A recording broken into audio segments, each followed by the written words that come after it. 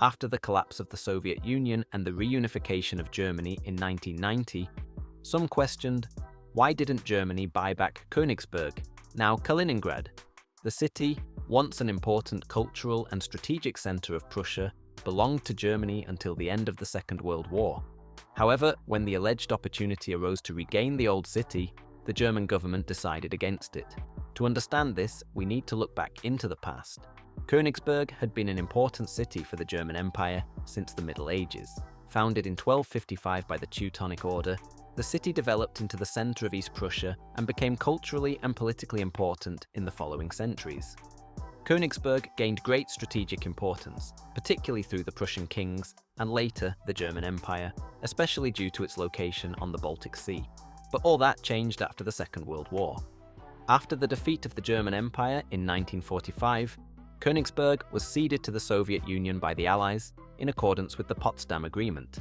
The city's German population was almost completely expelled, and Königsberg was renamed Kaliningrad. The city thus became part of the Soviet Union and was largely cut off from the outside world. During this time, thousands of people from other parts of the Soviet Union settled in the region, mainly Russians, Ukrainians, and Belarusians. This led to a profound Russification that completely changed the cultural and ethnic image of Königsberg. When the Soviet Union collapsed in 1991, there were brief rumors that Germany might reclaim or even buy back Kaliningrad. Even some Russian politicians are said to have been prepared to negotiate this at the time, but the German government deliberately decided against it. Firstly, the German reunification was already a huge diplomatic challenge. Chancellor Helmut Kohl had to allay the concerns of the Allies, especially France and Great Britain, who feared that a united Germany would gain too much power. A push to regain Kaliningrad would have jeopardized these diplomatic negotiations and possibly led to new tensions in Europe. Secondly, after decades of Soviet rule, the region was no longer what it used to be.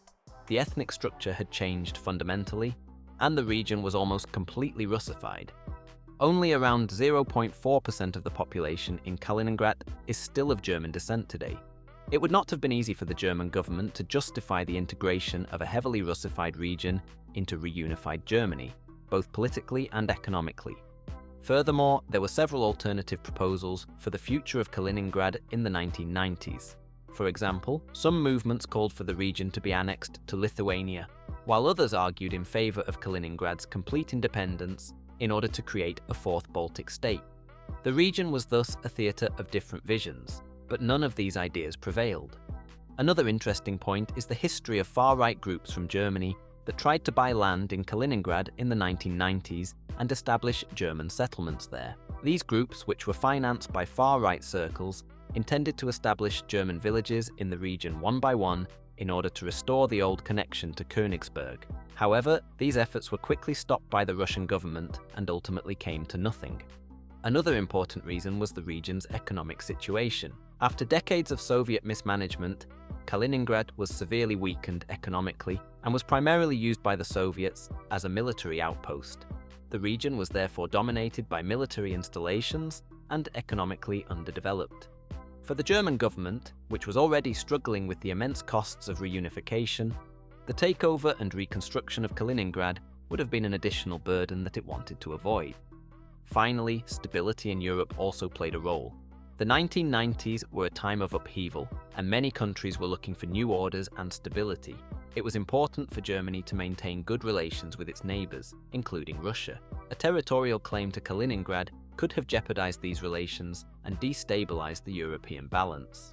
Today, Kaliningrad remains a Russian exclave, surrounded by EU and NATO members such as Poland and Lithuania. The region has gained in importance due to its strategic location, especially militarily, but the question of why Germany gave up Königsberg in 1990 is easy to answer. The costs and risks would simply have been too high. Instead, Germany opted for stability and a united Europe without reviving old territorial claims. What do you think? Was it the right decision?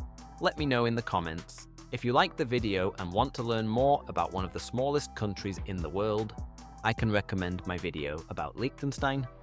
Have fun watching, and ciao.